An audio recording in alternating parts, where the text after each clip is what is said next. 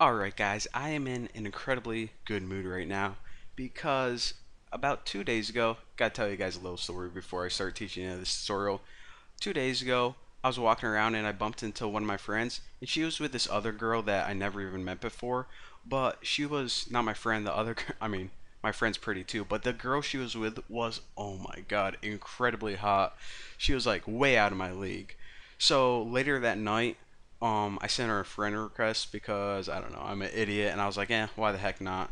And just like 2 minutes ago, got a chime on my phone. She just accepted my friend request. So I don't even know what to say to her because I'm nervous. And like I said, she is like a nine, and I'm not like a like disgusting, but I don't know. Just saying she's out of my league. So if anyone has any suggestions what I should say to her, thinking about just messaging her back, hey, but that's stupid. So give me something good, and later on I'll send that message and we'll see how it goes. Keep you guys up to date. But for now, let's get back to programming. And the first thing I want to talk to you guys about is how to convert a lowercase letter to an uppercase one. So, I'm probably going to be giddy all tutorial because this girl accepted my freaking friend request, but you should see her.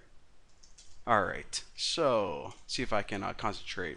So let's make a couple characters. First one's going to be a lowercase. The second one, char B, set this equal to char A, and I'll just copy this because I'm lazy.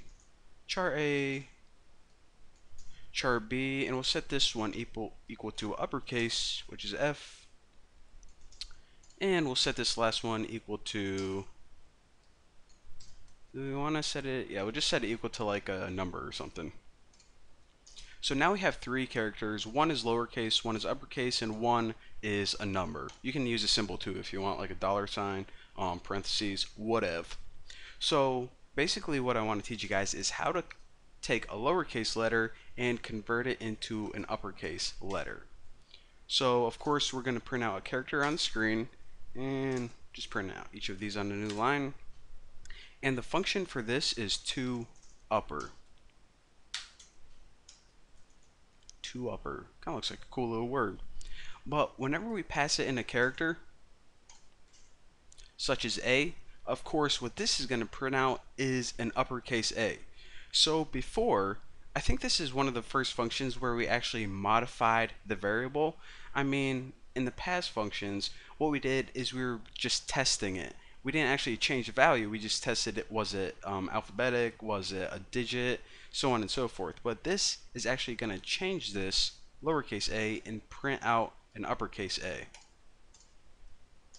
So now you're wondering, okay, well, what's going to happen if I pass it in a number that's not lowercase, such as capital F, or something that isn't even a letter, like 7? Well, the rules for this function are this. Whenever you pass it in a character that's lowercase, it's going to turn it into uppercase. Whenever you pass it in anything else, it's pretty much going to give you back the same thing that you passed it in, since it has nothing to do with it. So again, it's going to turn A into capital A. It's going to turn capital F into nothing, leave it the same. Same thing with numbers. Simple enough. So the reason that you might want to use this is, I don't know, maybe you're making a program and you let people enter their first and last name. Well, if they enter their name like this, Bucky Roberts, what you would want to do is take that first character and uppercase it. And also, it's pretty cool because you can use that same function and run it on that first character no matter what. If it's uppercase, hey, run it anyways, it stays uppercase. Pretty freaking sweet. Definitely useful. This is one function, of course, I don't use C, but I use it on my website, my social network. Very handy. So now we're going to take a break from characters, and I want to talk to you guys about a couple string functions. So of course, that is why I included this little file right here, string.h. This header file comes with a bunch of cool built-in string functions, and with strings you can do things like replace them with each other, combine them, tack them onto one another, and I'll show you guys what I'm talking about right now. So go ahead and make a string and make it like 100 characters long, because we need to make sure it has a bunch of space in there for what we're about to do to it. And I'm just gonna put something stupid in here like hey right now. So right now we have this string called ham, and it's actually a character array, but right now it's just equal to hey. Pretty freaking stupid. So let's see if we can spice this up a little bit. So the first function I'm going to be teaching you guys about is string cat. Now, unfortunately, that doesn't mean strangle my cat outside. It means string concatenate, which pretty much means in everyday language, tack on one string to the end of another string. So this takes a couple pieces of information or parameters. The first one is, what is the original string? Well, in this case, it's just ham. It's just this string right here.